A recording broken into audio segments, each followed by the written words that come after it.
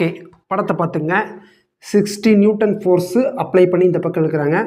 Coefficient of friction 1/2. அப்போ அது smooth surface கிடையாது. இப்போ என்ன பண்ணுவோம், டென்சைல் ஃபோர்ஸ் என்னன்னு கேட்டிருக்காங்க. First tensile force always எவே from the mass, இதுக்கும் எவே ஃப்ரம் த மாஸ். நம்ம இதை வச்சு டென்சைல் ஃபோர்ஸ் கண்டுபிடிக்கிறது தான் ஈஸி, ஏன்னா இந்த பக்கம் யாருமே இல்லை. அப்போ இதை எப்படி எழுதுவீங்க? ஆக்சிலரேஷன், காமன் ஆக்சிலரேஷன் எப்படி போகும்? ஃபோர்ஸ் இப்படி கொடுக்குறதுனால காமன் ஆக்சிலரேஷன் இப்படி தான் போகும். அப்போ என்ன எழுதலாம்? டி வந்து இழுக்குது, ஆனால் ஃப்ரிக்ஷன் ஃபோர்ஸ் என்ன பண்ணுது? இது M1 வச்சுக்கலாமா? அப்போ இது என்ன வரும்? F1 மைனஸ் F1 சீக்வல் என்னது? இது ஃபஸ்ட் ஆப்ஜெக்ட். அப்போ M1A நமக்கு டென்சைல் ஃபோர்ஸ் தானே வேணும். அப்போ T சீக்வல் என்ன வரும்? M1A plus F1.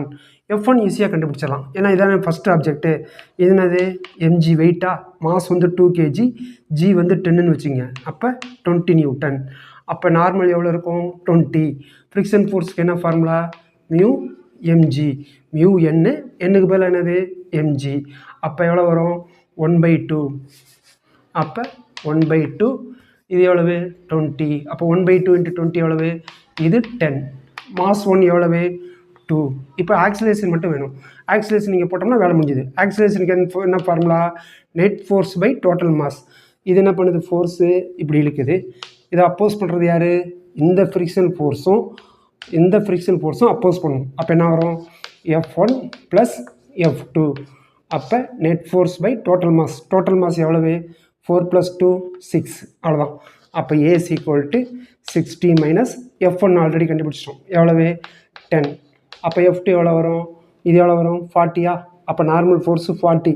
மியூவால் மல்டிப்ளை பண்ண தானே ஃப்ரிக்ஷன் ஃபோர்ஸு. 40 × 1/2 எவ்வளவு? 20. Okay, by 6. அப்போ ஆக்சிலரேஷன் = 60 மைனஸ் 30/6. அப்போ என்ன வரும்? 30/6 = எவ்வளவு? 5. அந்த 5 இங்கே பண்ணிட வேண்டியதான். அப்போ என்ன வரும்? 2 × 5 என்னது? 10 + 10. அப்போ டென்சைல் ஃபோர்ஸ் எவ்வளவு? 20 நியூட்டன்.